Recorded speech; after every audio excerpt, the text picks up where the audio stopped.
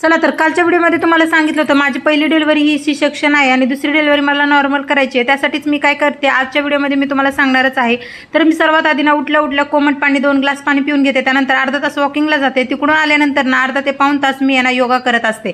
योगा वगैरे झाल्यानंतर संध्याकाळी भिजवलेले ड्रायफ्रुट्स असतात ते ड्रायफ्रुट्स वगैरे खाऊन घेते आणि त्यानंतर ना दुसरी गोष्ट म्हणजे ती माझ्या ना डाएटमध्ये मी ॲड करते ती म्हणजे खजूर, केळी आणि हे सर्व गोष्टी ना मी खाते आणि मनुके सुद्धा खाते, कारण त्याने ना नॉर्मल डिलिव्हरीसाठी ना खूप जास्त फायदा पडतो।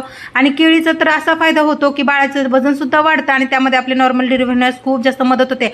आणि तिसरी गोष्ट सर्वात महत्त्वाची ते म्हणजे ना आपल्या जेवणामध्ये ना तुम्ही ना जास्त करून तूप ॲड करत जावा, त्याने काय होतं नॉर्मल डिलिव्हरीला खूप जास्त मदत होते। म्हणजे हे सर्व मी करते त्यामुळे मी आज तुम्हाला सांगते। आणि त्यानंतर आहे ना मी बसूनच फरशी पुसत असते, कारण बसून फरशी पुसल्याने ना खूप जास्त आपल्याला डिलिव्हरी होण्यास ना खूप जास्त मदत होते। आणि त्यानंतर ना जास्त करून आहे ना दिवसभर खूप जास्त ॲक्टिव्ह राहते आणि दुपारचा अजिबात झोप घेत नाही, थोडीफार अर्धा तास झोप घेते, त्यानंतर आहे ना दिवसभर मी ॲक्टिव्हच असते। तर तुम्हीही तर तुमच्या डाएटमध्ये ना असं काही मी काय खाते ना ते तुम्ही फॉलो करा आणि ॲक्टिव्ह राहा। चला व्हिडिओ आवडला असेल तर लाईक करा आणि यूट्यूब चॅनल सबस्क्राईब करा।